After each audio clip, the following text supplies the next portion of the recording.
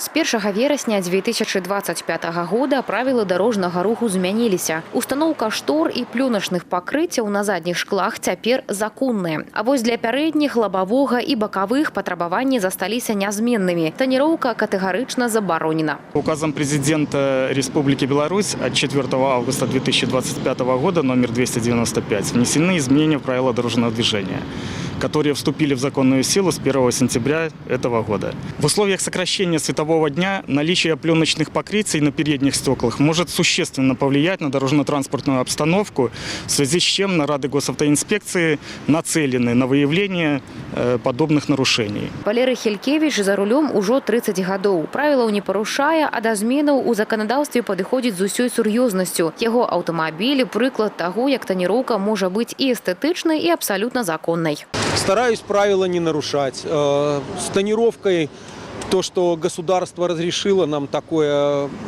льготу, я считаю, что правильно. И нужно ее соблюдать. Это небезопасно и может привести к тяжелым последствиям.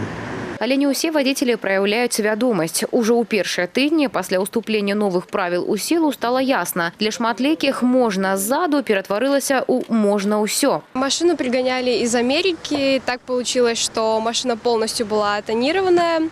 При постановке на учет, конечно же, сказали снять тонировку, но вот на одном стекле осталась одна пленка. Сотрудники ГАИ попросили остановиться, помогли снять тонировку, сказали, как отмыть. Праца па выяўленні парушэнняў правілаў таніроўкі вядзецца дзяржаўтаінспекцыі ў двух фарматах. Першы – прафілактычныя рэйды. Другі не менш важны – аўтаматызаваны кантроль з выкарыстаннем камер рэспубліканскай сістэмы маніторынгу грамадскай бяспекі. Абодва метаду дазваляюць трымаць сітуацыю на дарозе на постоянном контроле. Если вы не хотите устранить, нет, на месте ваше транспортное средство будет доставлено на охраняемую стоянку.